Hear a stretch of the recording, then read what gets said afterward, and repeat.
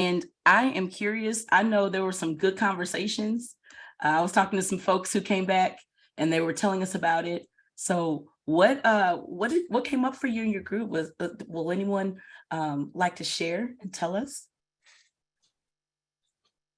I can go. Okay, awesome. It's Burley from Houston, Texas.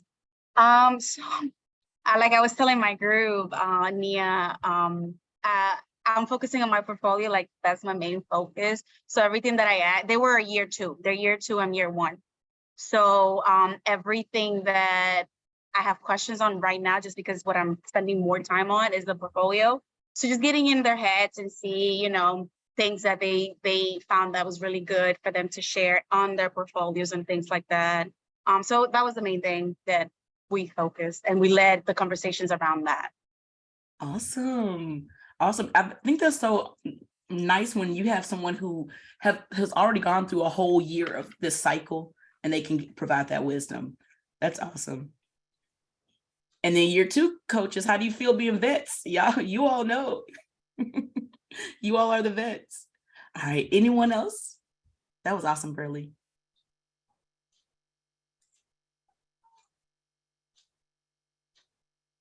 Nicole, are you trying to share for us or? Oh, sorry. Gotta go click ahead. That one too. I think because two out of the three of us are from the same district and we've kind of experienced the same situation within our district. They're putting coaches into vacancies, teacher vacancies. So I'm trying to find out how to do both, I guess. I didn't think that was even an option. However, it is what it is. So just trying to find a balance on how to be a teacher and a coach full time. Yeah, and that's a lot. I'll come back to that, Nicole. But it's just like, how do we coach with other duties as assigned? Many other duties, yeah. Yeah, and I'll come back. I'll share with you something that's interesting. Marissa, Coach Marissa. So our group had a pretty interesting conversation. I really loved the conversation I had with Ms. Patterson. She was saying that she was feeling a little bombarded, and I definitely could relate, especially when it comes to teachers with technology and time management. And so we kind of just came up with a list of things that we can do to kind of help with that, because we both noticed that we kept running into similar problems with teachers who are not as tech savvy.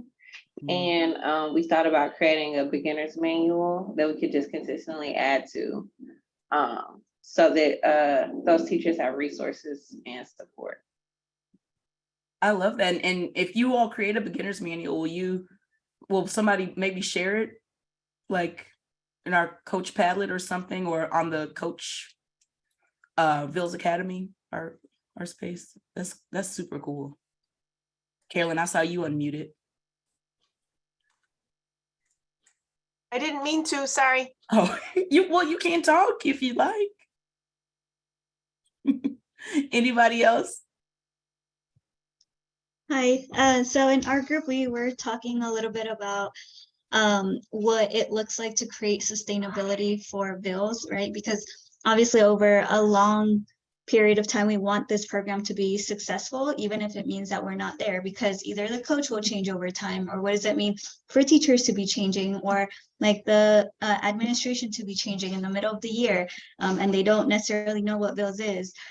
So we were talking about how it's interesting and like something to think about in terms of like, how can we build the program to be almost sustainable without necessarily relying on a couple of people or a group of people. That is so spot on. And it's like, I think that's one of the most important things, because that is a very clear reality, especially as coaches. You're leading through coaching. That's one of the most important parts of leadership, is coaching. So you may have other ambitions. You may go in different directions. And then also with those, with all the changes and staff, keeping it going. There's nothing worse than putting your blood, sweat, and tears into building something, and then, new administration comes and it's like, I need to, there's new chiefs in town. and I want to prove myself with my own initiative. Forget this other one that we've built over time. So yeah, I think that that's huge. Thank you for sharing that, Kimberly.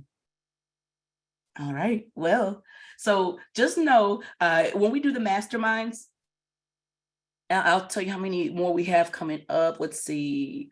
Oh, if you want to know more about masterminds or you want to do this at your school, we have a whole course on it in the VILS Academy. So you can check that out. Here are our past recordings. Just so like Carolyn was saying, I need to know what we talked about sometimes. And so I'll continue to curate it here. Here's our last one from November and the slides. And then here's our upcoming schedule. We're going to do these masterminds one more time. And so we'll do it again in March. We'll have our coach meetings again starting in February. So we'll have a coach meeting February, mastermind March, and then our last coach meeting of the year in April. And then we also have our national call in January. And then we have that fall mini conference next week, which will be really fun. But I always say that because it's that way you know how to engage. Like this is something where you have to be ready to talk to a few people. I know sometimes I might come to something and I don't want to participate in that way. So I just want you to know like what this is. And I hope you were able to get some things from it. All right. So I already told you about our mini conference that's next week. And we're asking that you go ahead and fill out this feedback survey. Savannah will put that in the chat for us.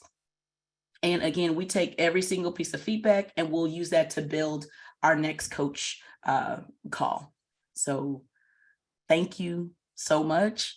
And I hope you all have a wonderful rest of the day. And if no one has told you today, you are more than enough. Thank you. Thank you. Thanks, Coach Burley.